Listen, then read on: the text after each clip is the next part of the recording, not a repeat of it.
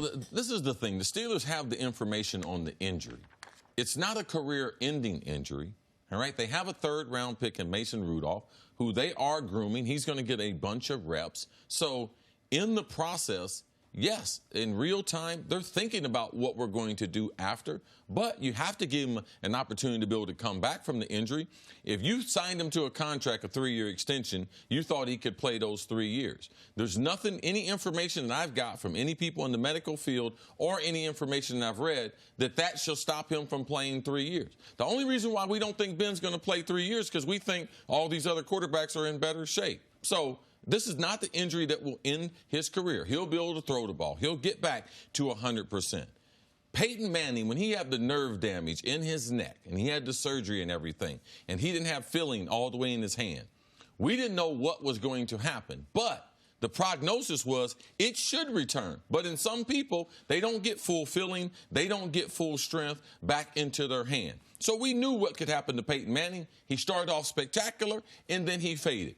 We were not shocked. The information on Ben's injury, it's totally different. It's not a career ender, but because of what we think about Ben and his lack of taking care of his body, that's the only reason why we think it's the end of the line. But any quarterback that gets injured at that stage, the team is thinking about what the future is. They wouldn't have spent the third-round pick if they weren't thinking about the future. I think more now it's going to be about style. Do we get back to being a more physical team, or do we continue to spread the field and throw the ball all over the place, which we've done, basically like 5 out of the last 8 years? And listen, Mason Rudolph's now their quarterback. He teams up with his old college teammate James Washington, see if they can rekindle some of that. You have Juju, and the Steelers, whether I think it's the right move or not, it's irrelevant in this regard. They clearly are not preparing for life without Big Ben.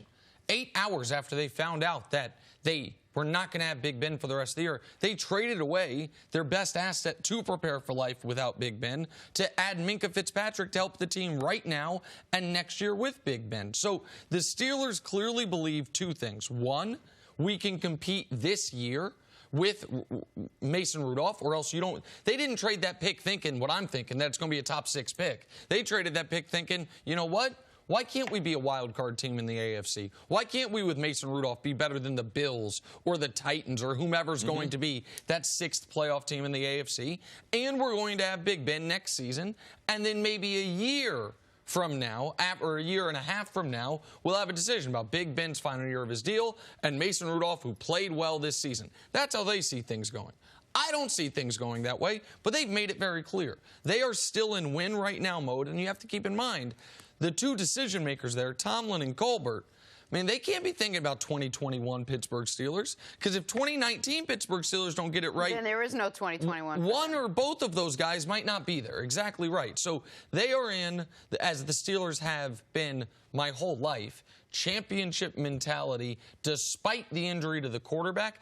I think they might look back on this with some regret, but they clearly think they can still compete this season, and they clearly think that Big Ben will be their starting quarterback at the beginning of next season. But there has to be a part of the brain trust within the organization that says, well, looking at what we have, do we have the pieces that could turn into the Steelers team we had a couple years ago? Could Juju or James Washington be the next Antonio Brown? Could James Conner turn into the next Le'Veon Bell? Are they at the beginning? Maybe that's the too big of a ceiling, or can we bridge that gap? And if so, maybe then you can wait for Big Ben or go with Mason. I want to tweak that a little bit. I think the question is more, can Juju be better than he was last year? All right, well, it's similar to what he was so good last year. Can Conner and Juju be close enough to AB and Le'Veon Bell that if our defense is far better than it was 2 years ago with all the investment they spent, another first-round pick, trading for Minkah Fitzpatrick, that's how you bridge the gap? They're not going to be the 13-3 team with all pros all over the place.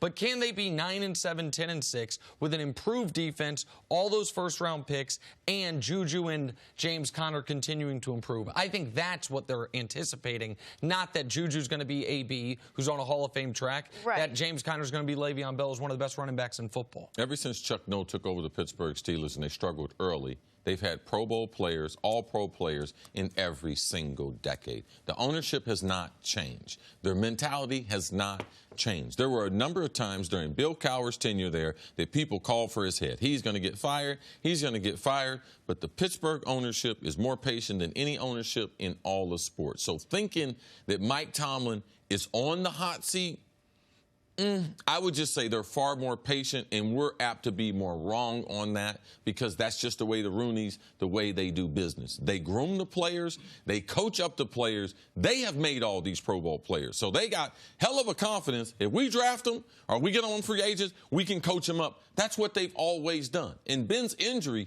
it does not change that. Now, over the last 3 years, they lost Dick LeBeau. Since then, their defense hadn't been one of the top defenses. So style moving forward, what they're going to do, I know that the organization believes in the coaches and believe if we draft quality kids, the coaching staff will develop them into Pro Bowl players. Thanks for watching. Subscribe here to get the latest from the show. Also, be sure to check out more of the best clips from First Things First, or go watch a few segments from our other shows on FS1.